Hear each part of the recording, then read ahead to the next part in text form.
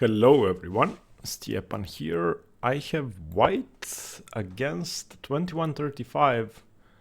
Okay, so let's go d4, c4. Joined a month ago. Oh, okay. Let's go knight c3. Let's go into the Nimzo.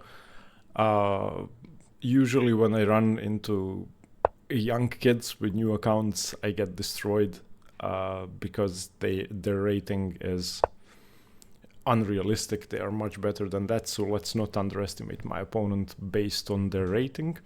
This is game 41. I had 2 wins and a draw in the last 3 games, and then before that I had 6 losses. So let's continue the streak of not losing. Excuse me. I'm playing the queen c2 Nimzo because I'm saving something else for my tournament games. Yeah. I still like the queen c2 Nimzo. I think it's one of the critical lines against the Nimzo-Indian, but I don't think or at least it's not my favorite way to fight the Nimzo anymore. And that being said, I've started playing the Nimzo-Indian myself with black. And it's probably the only opening since I started playing the Semi-Slav that I liked so much that I started thinking about replacing the Semi-Slav as my mainline repertoire. So yeah. Okay, d6. My opponent wants to play knight c6 and e5. So this is actually a setup I like playing as black. Although sometimes, knight d7 and d5. Sometimes it's better to play b6 first. So e5 is coming. Do I play bishop g5 or do I play e3 and then fianchetto my queen's bishop? My opponent could also play c5. So e3, e5 cannot be played yet. I like e3 because if rook e8 preparing e5, then I don't want my king to be in the center anymore. I think I should speed up my development. Okay, this is a move order I'm not too familiar with. I don't know the combination of d6, b6 and knight d7. Slightly confusing for me, but okay. Bishop e2 seems normal. Knight e4 is coming if my opponent plays bishop b7, which they will, but the main thing against the Nimzo is to not lose time in development. So since I don't know the setup, I just wanted to castle quickly and get that over with.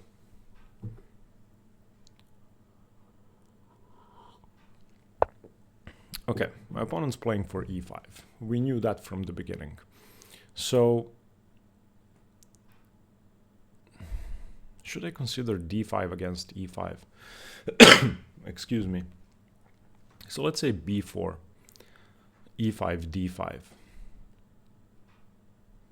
That seems interesting because I'm controlling c5 with my b pawn. However, on b4, my opponent may have a5 straight away. And I also have to worry about e5, ed4, ed4, where my bishop isn't defended.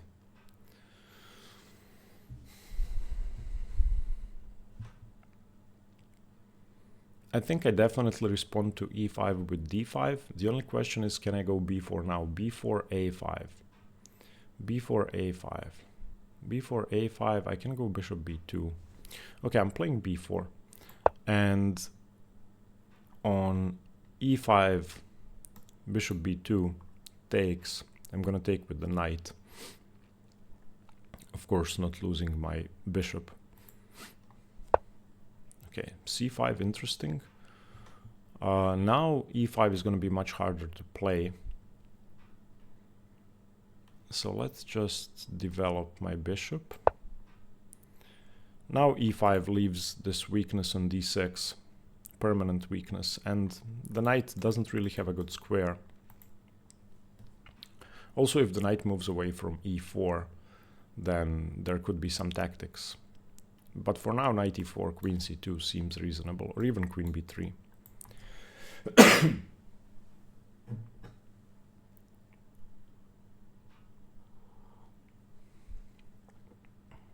We will see. My opponent's playing pretty quickly. So am I. But my moves seem easy after you move your b pawn. Playing bishop b2 seems like a no-brainer. And my opponent's playing this setup with c5, and they have been preparing e5 for a while. So I'm not too convinced that their setup is good. Okay, so let's say rook a d1, and let's say my opponent plays cd or cb. I don't really mind that. I'm just gonna line up my rook with my opponent's queen. That seems very reasonable. I don't think my c-pawn is in trouble, because on cd, ed, b5 I have c5, or I can just ignore that, move my queen away.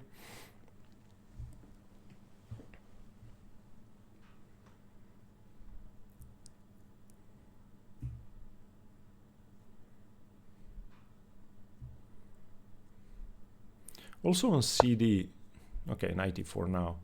So queen c2 seems reasonable. If my opponent plays f5 as well, should I go queen c2? Is queen b3 better? I really don't like queen b3.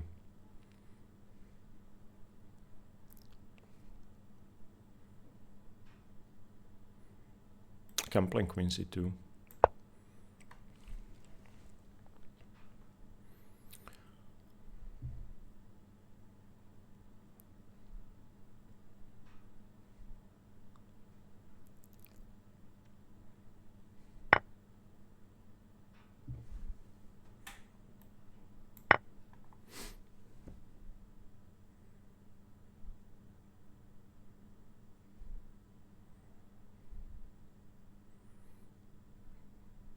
I'm actually happy to see cb, because now my opponent has fewer pawns in the center. Well, this doesn't threaten anything for the moment, I think. And I can also just go c5, c5, bc, bc. Seems very good. Do I have anything better? c5? I don't think so. I think c5 is probably the only candidate here. c5. Yeah, okay, I'm playing c5. I don't see why not. I like this. Now I have a passed pawn on the c file. And e5 is still prevented, if I'm not mistaken. So let's say e5. I mean, my opponent could prepare it with f6.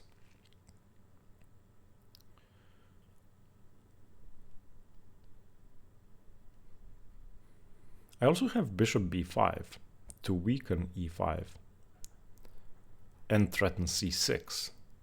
Ooh, bishop b5 is interesting now, because if a6... Okay, my opponent takes.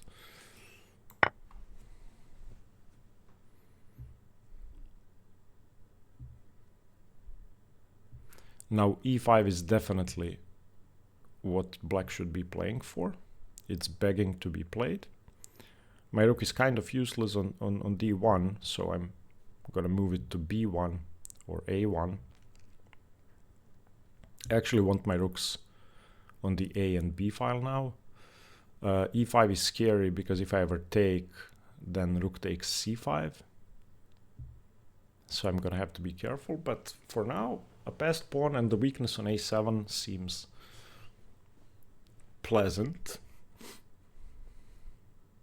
I'm trying to play quickly, though not too quickly, because when I get into time trouble, I tend to make one move blunders. So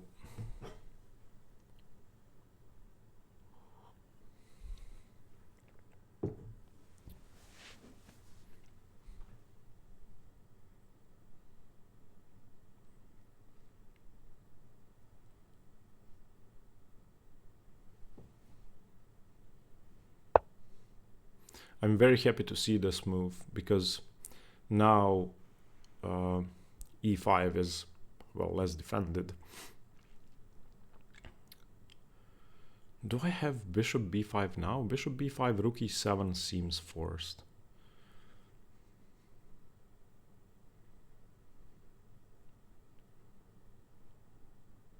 And then c6, where does the bishop go? And then bishop a3, wow. So bishop b5, rook e7, c6, or knight back to d7, I'm not sure. c6, the bishop doesn't have to move because the pawn is pinned. And then bishop a3, the rook would come to c7 in that case, yes.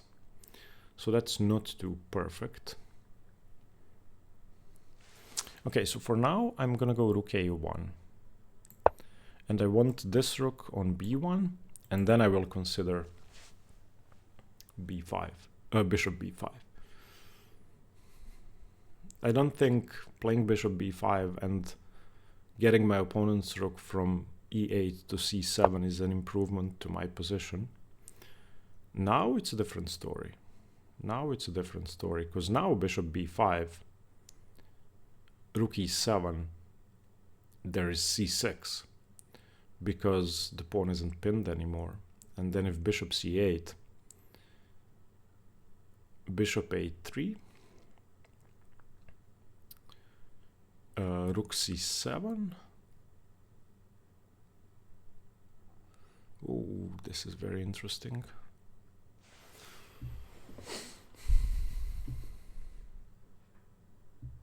I mean, I can also just play c6 straight away. c6, bishop c8.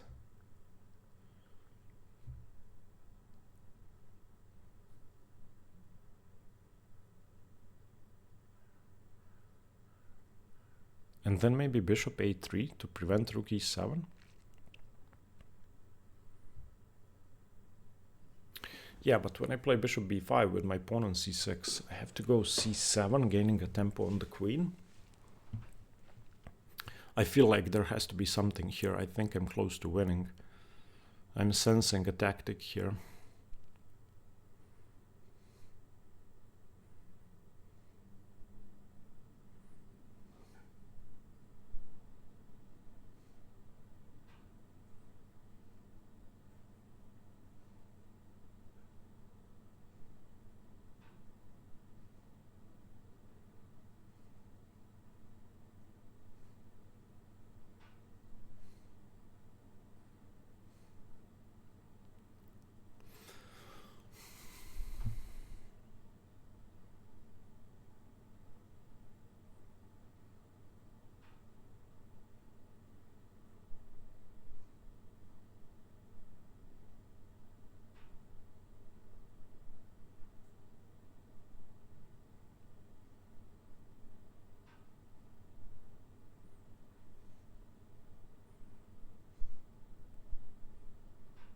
I don't see anything concrete. I'm looking at bishop a3 to start with, bishop b5 and c6. If I go rook b1, my opponent's gonna go bishop c6. If I go c6, my opponent can just go rook c8. Rook back to c8.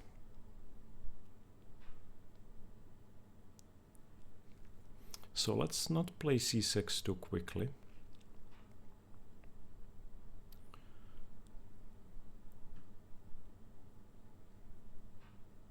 Okay, I'm gonna go rook b1 because on bishop c6 I have knight e5. I think bringing another piece into play is better than committing with c6 or bishop b5, because bishop b5 does block. Yes, okay, bishop c6, I have knight e5. Now I'm happy. My plan worked. Now, of course, bishop d7, there is c6. Bishop b7, there is c6, because my knight defends. On queen c7 or something similar, I can take that bishop. Yeah, can I not take that bishop? and play bishop b5 next.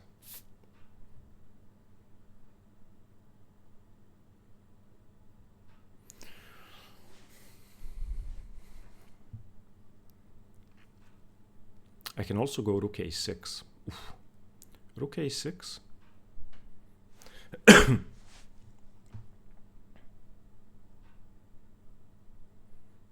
My opponent's going to have to move the bishop. So my opponent's going to have to go bishop b7. I don't like that. And if I play bishop c1, then my opponent has rook b8.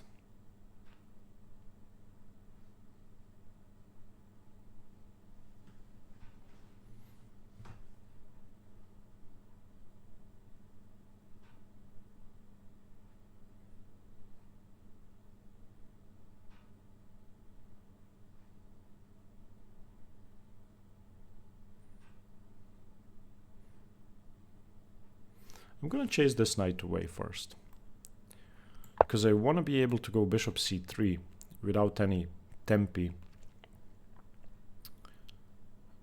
being lost. Yeah, now bishop c3 threatens knight c6 and bishop b5. Now my bishop's better. I have bishop a5, and f6 cannot chase my knight away. If my opponent doesn't move the rook from e8, then they are losing.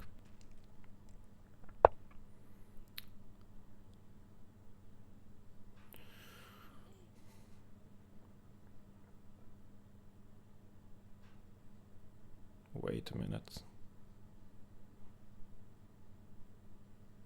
There has to be something here. So do I start with bishop a5? The queen has to go to c8.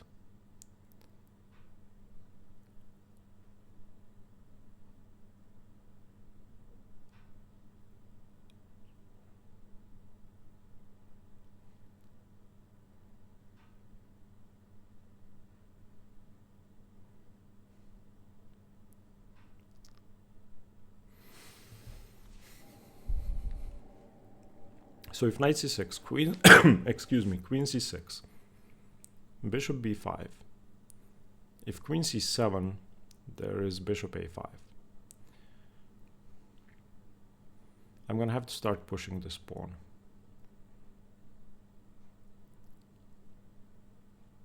If I start with bishop a5, then queen c8, and I don't have bishop a6, unfortunately, because of queen a6.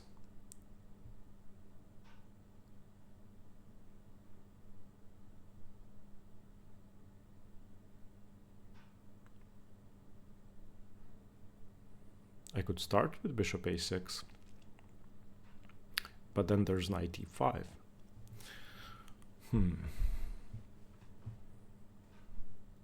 Okay, I'm going to take the bishop.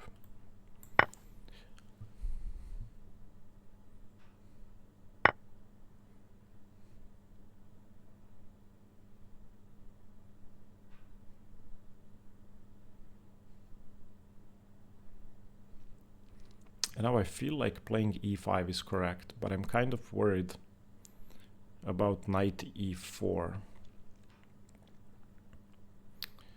So I have bishop b5, I have bishop a5, so bishop b5, queen c8, if c6, then knight b6 is annoying, and then c7 doesn't really do anything because the rook can move. So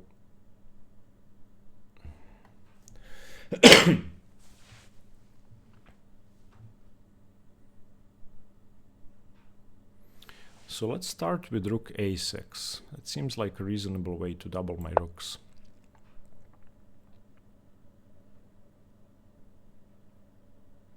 And put pressure on a7.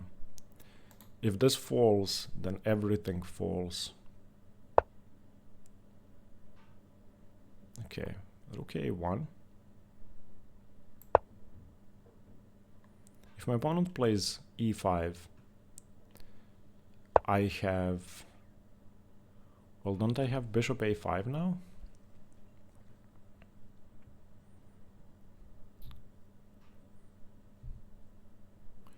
Bishop a5. Queen, where can the queen go? I have rook d6 as a safety move. So bishop a5, queen somewhere. Queen b7, let's say. Rook d6.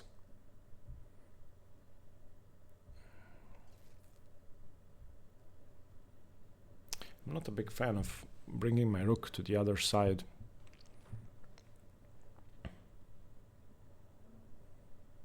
And if I move my rook, my opponent's gonna go a6. And the knight's coming to c6 in some cases. So okay, let's bring the rook back before we play bishop a5. I don't want my rook trapped on d6. Excuse me.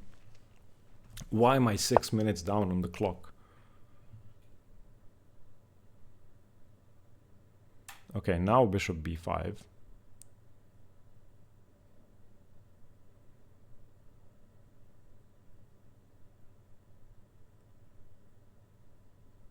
Maybe not. Maybe yes, because I have queen e2. Okay, let's do that. Now I'm threatening rook a6 again. And bishop a5. And the knight's pinned. And if this rook moves, I can take the knight take on a7. And if this rook moves, I can play queen e2. I guess. I need to start playing quickly. I think I have a definite advantage, but okay. Now, if I go rook a6, my opponent goes knight b8 again. And then I go bishop a5? Is that an improvement? No, maybe not.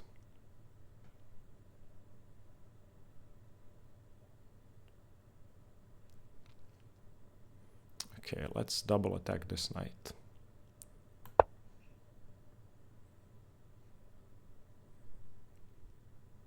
I want my queen on a6 to blockade the pawn. And I want to go c6 now. Again, rook c8 fails to bishop takes, queen takes.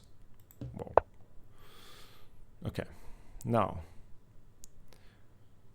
What happens if I play bishop a5? Where does that queen go? Let's see. My pieces seem extremely dominant, but I still have to convert this.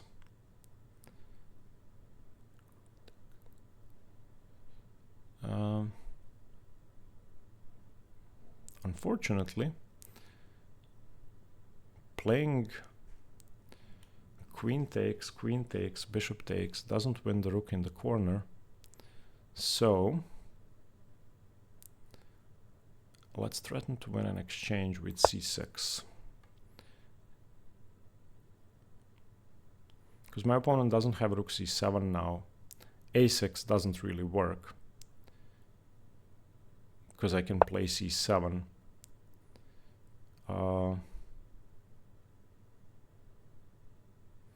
Now I can go bishop a6, bishop b7. My opponent wants to go knight c7.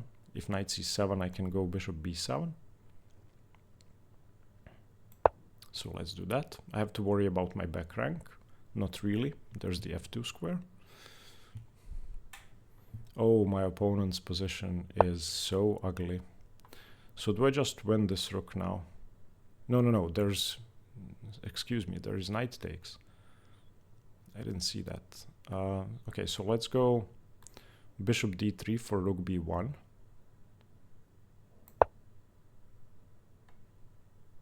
And also defending the first rank.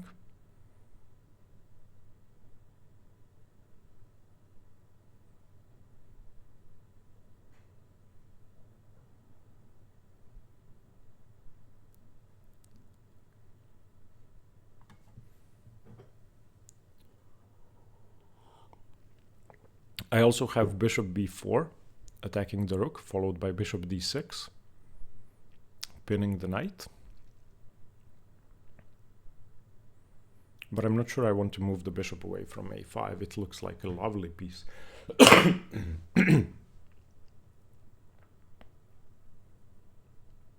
My bishops are just dominating the board. This is a very pleasant position to play. I'm sure white is much better. Maybe I even missed something that was winning, but I'm down to less than 5 minutes, so I just want to play reasonable moves quickly if I don't see any tactics straight away. I mean, what can my opponent move? Rook e8, queen c8. The knights have 0 squares.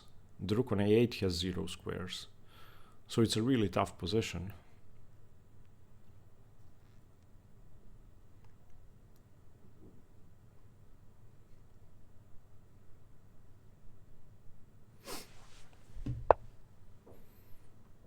Okay. I'm not too concerned about that. I'm just gonna double up my rooks now. My rooks are useless on the A file.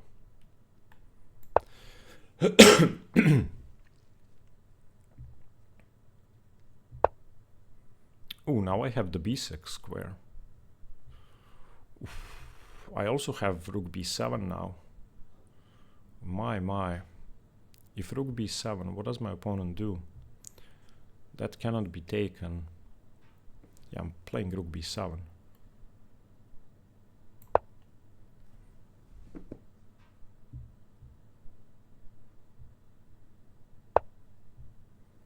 Okay.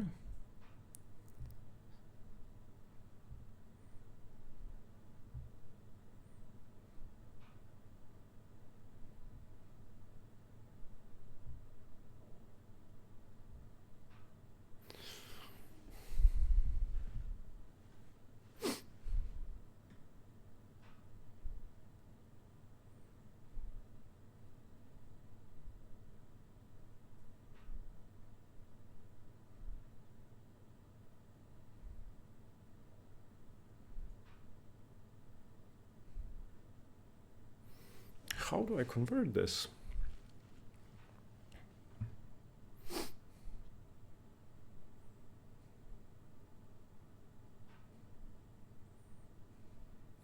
If I go rook b6, rook 1 b6, followed by queen b3, let's say, threatening rook b8.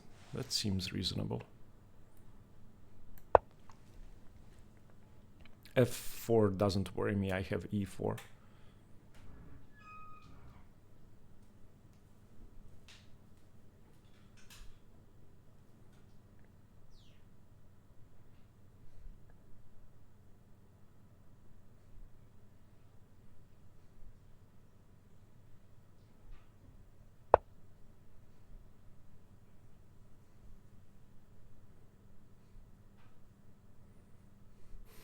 So if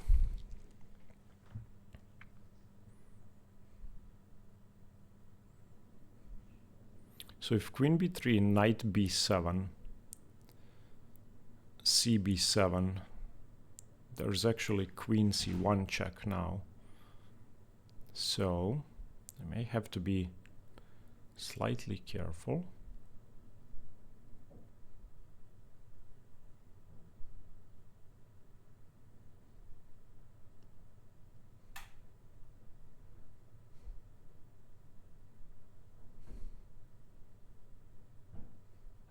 And my opponent's also threatening to play knight c6 now.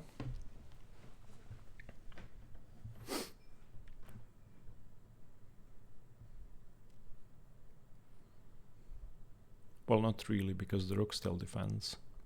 So if I go bishop a6, threatening to play rook f7, what does my opponent do?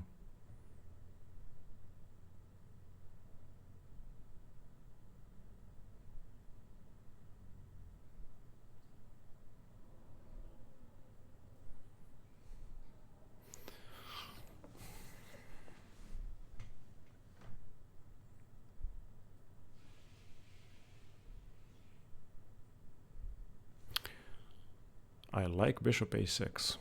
I don't see a refutation, so I'm gonna play it. Now I'm threatening rook f7. Okay. Not much has changed, except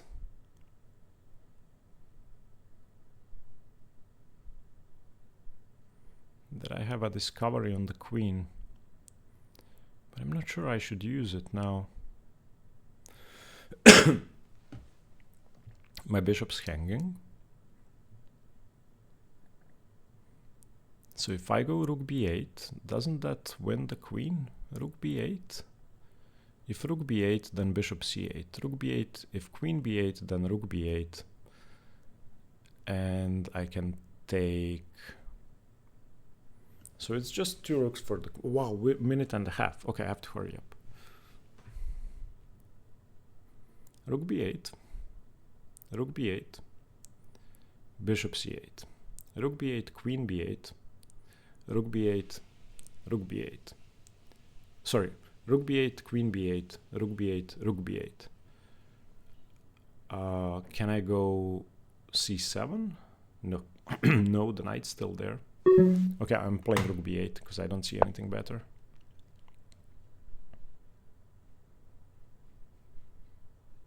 I think my opponent has to take with the queen.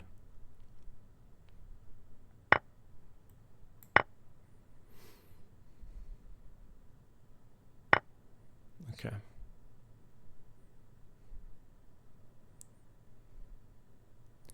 Now, what do I do now? Okay, let's go bishop d3, defending against rook b1, saving my bishop.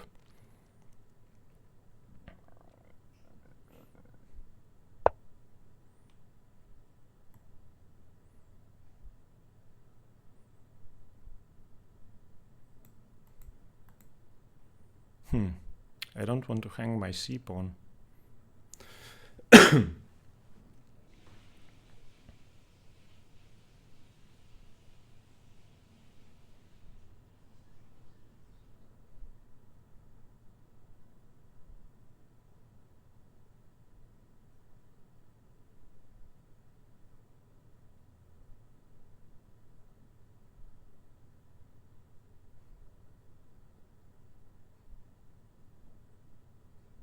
So if queen b4, knight c6, queen b7,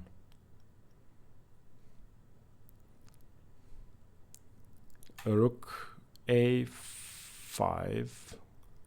Okay, maybe I have to do this. I don't know. No, I don't have queen b7. Oh, I do have queen b7 because the knight has taken on c6. Okay. Oh, I'm an idiot. I'm an absolute idiot. The rook's defended by the knight. Oh, I'm such an idiot. Oh, why did I do this? Oh my god, I hate time trouble.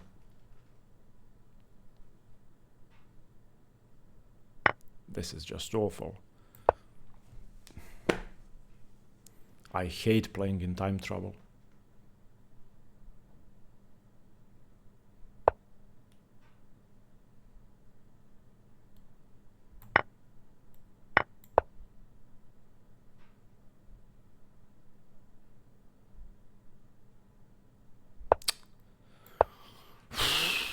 I'm so angry.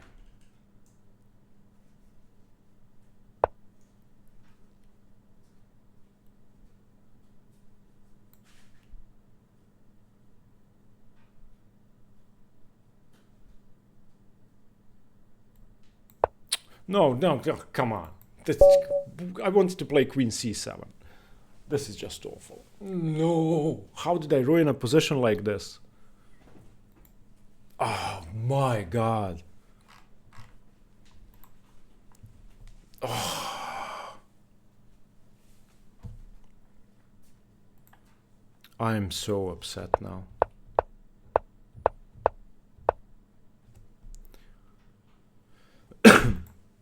How did I manage to mess this up? I'm sure I was winning. What the hell is this? +5, +4.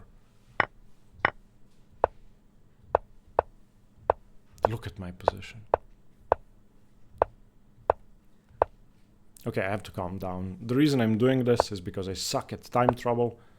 So I get a winning position like this, and then I mess it up. So yeah, that's why I'll keep doing this.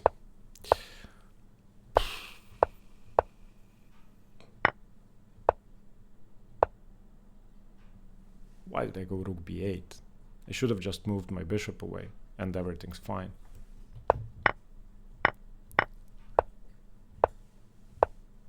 Yeah, it's just awful. For some reason, I thought I could go queen b7, double attacking the knight and the rook, but the rook in the corner is defended.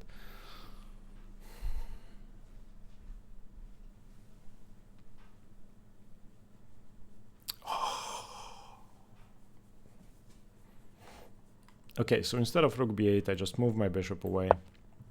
And what does my opponent do?